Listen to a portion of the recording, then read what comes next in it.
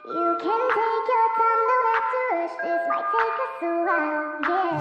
I left all the doors unlocked and you said you're on your way.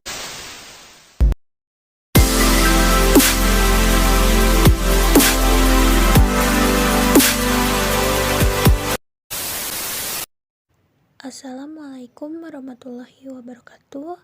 Yang terhormat Ibu Dr. Nova Mardiana, SMM, selaku dosen pengampu mata kuliah perilaku organisasi, serta teman-teman semuanya. Kami dari kelompok 8 yang beranggotakan Dava Rafif Pratama dengan NPM akhir 039, lalu ada saya, Retno Ngreni dengan NPM akhir 026, lalu yang terakhir ada Yuliana dengan NPM akhir 052. Kami akan mempresentasikan materi terkait dengan dasar-dasar perilaku kelompok. Tujuan pembelajaran. Yang pertama, mengetahui definisi dan pembagian kelompok. Yang kedua, mengidentifikasikan 5 tahap pengembangan kelompok. Yang ketiga, mengidentifikasi dan mengklasifikasikan properti kelompok. Yang keempat, membandingkan kekuatan dan kelemahan pengambilan keputusan kelompok. Yang kelima, mengidentifikasi teknik-teknik pengambilan keputusan kelompok. Apa sih definisi kelompok? Nah, jadi kelompok itu ialah 2 atau lebih individu yang berinteraksi dan saling tergantung, yang datang bersama-sama untuk mencapai tujuan tertentu. Nah, kelompok itu dibagi menjadi 2, yaitu kelompok formal dan kelompok informal. Kelompok formal didefinisikan oleh struktur organisasi dengan tugas kerja yang ditunjuk untuk membangun tugas. Nah, sebaliknya, kelompok informal yang tidak resmi atau tidak resmi struktural, maka dia struktur organisasinya maupun organisatoris ditentukan. Selanjutnya ada tahap-tahap dalam pengembangan kelompok, yaitu ada model 5 tahap. Nah, 5 tahap pengembangan kelompok mencirikan kelompok yang berjalan melalui tahapan yang unik, yaitu membentuk, mempeributkan, menyusun norma, bekerja, dan membubarkan. Tahap pertama yaitu adalah membentuk atau forming stage, digolongkan sebagai sejumlah besar ketidakpastian mengenai tujuan, struktur, dan kepemimpinan kelompok. Lalu yang kedua ada tahap mempeributkan atau storming stage. Tahap ini merupakan salah satu konflik intra-kelompok. Lalu yang ketiga ada tahap menyusun norma atau norming stage. Tahap ini merupakan tahap ketiga dalam pengembangan kelompok, dicirikan dengan hubungan yang dekat dan kekompakan. Lalu yang keempat ada tahap mengerjakan atau performing stage. Tahap keempat dalam pengembangan kelompok yang dimana kelompok sepenuhnya fungsional. Lalu yang kelima ada tahap membubarkan atau adjourning stage. Nah, tahap ini merupakan tahap terakhir dalam pengembangan kelompok untuk kelompok sementara yang dicirikan dengan memusatkan perhatian pada mengakhiri kegiatan. Selanjutnya ada suatu model alternatif bagi kelompok yang bersifat sementara dengan tenggat waktu. Nah, kelompok yang bersifat sementara dengan tenggat waktu yang nampaknya tidak mengikuti model 5 tahap yang biasa. Mereka memiliki aturan tindakan yang unik, yang disebut model kesetimbangan berselang. Nah, model kesetimbangan berselang merupakan suatu rangkaian fase yang dimana kelompok yang bersifat sementara bergerak melaluinya yang melibatkan transisi antara kelambanan dengan aktivitasnya. Antara lain, pertemuan pertama mereka menetapkan arah kelompok. Fase pertama aktivitas kelompok adalah salah satu dari inersia. Suatu transisi terjadi ketika kelompok telah terpakai setengah dari waktu yang telah ditetapkan. Transisi di mana memprakarsai perubahan besar. Fase kedua dari inersia mengikuti transisi, dan pertemuan terakhir kelompok dicirikan oleh aktivitas yang diakselerasikan. Oke, selanjutnya ada properti kelompok, yaitu peranan, norma, status, besaran, kekompakan, dan keragaman. Properti kelompok pertama yaitu ada peran. Peran merupakan suatu rangkaian pola perilaku yang diharapkan yang dikaitkan dengan seseorang yang menduduki posisi tertentu dalam unit sosial. Lalu ada persepsi peran, yaitu suatu sudut pandang individu mengenai bagaimana dia seharusnya bertindak dalam suatu situasi tertentu. Lalu ada ekspektasi peran, yaitu bagaimana yang lainnya meyakini seseorang akan bertindak dalam suatu situasi tertentu. Di tempat kerja, kita melihat ekspektasi peran melalui perspektif kontrak psikolog, yaitu sebuah pernyataan yang tidak tertulis yang mengemukakan apa yang manajemen harapkan dan karyawan dan sebaliknya.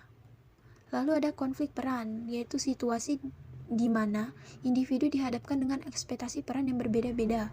Sebagian besar karyawan secara bersama dalam pekerjaan, kelompok kerja, divisi, dan kelompok demografis, serta identitas yang berbeda ini dapat masuk ke dalam konflik ketika ekspektasi dari seseorang bertentangan dengan ekspektasi yang lainnya selama proses merger dan akuisisi. Atau biasanya para karyawan dapat terbagi antara identitas mereka sebagai para anggota dari organisasi awal dengan induk perusahaan yang baru. Lalu, properti kelompok 2 yaitu norma. Semua kelompok telah menetapkan norma atau standar berperilaku yang dapat diterima bersama oleh anggota mereka yang mengekspresikan apa yang mereka seharusnya dilakukan dan seharusnya tidak dilakukan dalam keadaan tertentu. Nah, norma dapat menutupi hampir semua aspek perilaku kelompok. Norma lainnya termasuk norma-norma penampilan, norma-norma pengaturan sosial, dan norma-norma alokasi sumber daya. Yang pertama ada kepatuhan, yaitu sebagai anggota kelompok, orang ingin diterima oleh kelompok. Jadi, orang rentan menyesuaikan terhadap norma-norma kelompok, atau banyak bukti yang menunjukkan bahwa kelompok dapat menempatkan tekanan kuat pada anggota individu untuk mengubah sikap dan perilaku mereka agar sesuai dengan standar kelompok. Atau ada banyak alasan yang sesuai dengan penelitian terbaru menyoroti pentingnya keinginan untuk membentuk persepsi yang akurat tentang realitas berdasarkan konsensus kelompok. Lalu yang kedua ada perilaku menyimpang di tempat kerja. Perilaku menyimpang di tempat kerja atau biasa disebut juga perilaku antisosial adalah perilaku sukarela yang melanggar norma-norma organisasi yang signifikan dan dalam melakukannya, yaitu biasanya dia mengancam kesejahteraan organisasi atau anggotanya. Beberapa organisasi akan mengakui menciptakan atau memaafkan kondisi yang akan mendorong dan mempertahankan norma-norma yang menyimpang.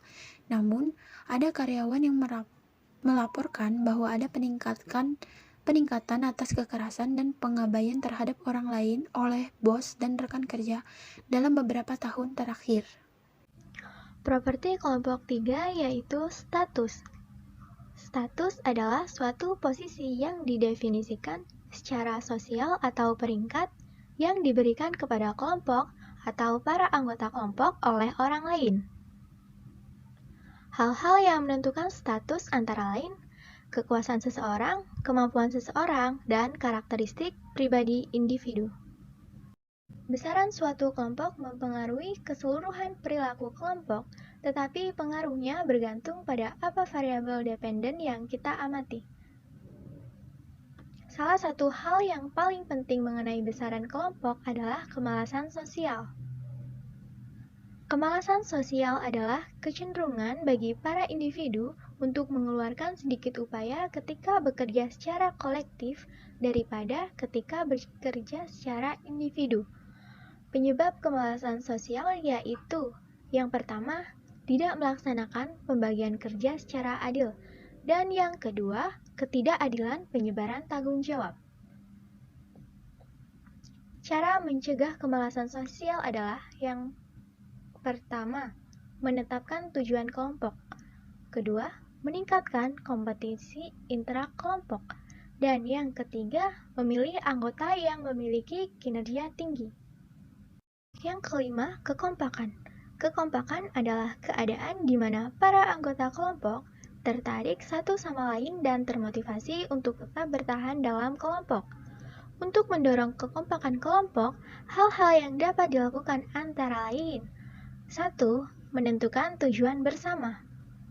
2. Mengenali karakter setiap anggota kelompok. 3. Rajin berkomunikasi antara anggota kelompok. 4. Rutin mengadakan evaluasi. Dan yang kelima, membuat suasana kerja yang nyaman. Properti kelompok 6 yaitu keragaman. Keragaman atau diversity adalah sejauh mana anggota kelompok memiliki kesamaan atau perbedaan satu sama lain.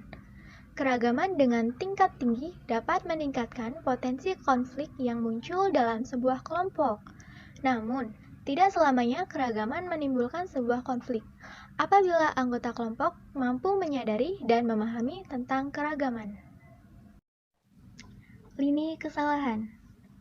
Lini kesalahan adalah sebuah divisi yang dipandang membagi sebuah kelompok menjadi dua subkelompok atau lebih yang didasarkan pada perbedaan individual seperti jenis kelamin, ras, pendidikan, tingkat pengalaman kerja, umur, dan lain sebagainya.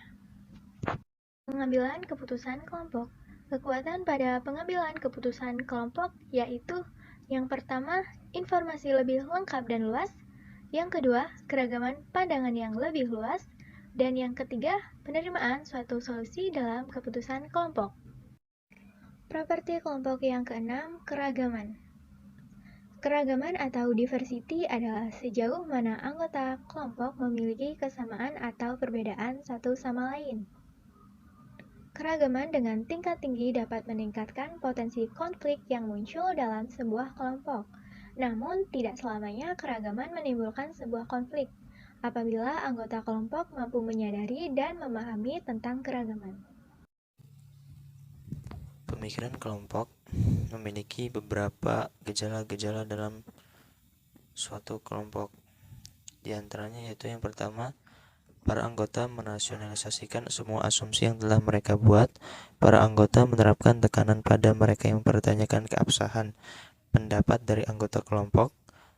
Para anggota yang memiliki sudut pandang yang meragukan atau berbeda, yang berusaha untuk menghindari dari yang menyimpang, merupakan hasil konsensus kelompok yang berdiam diri.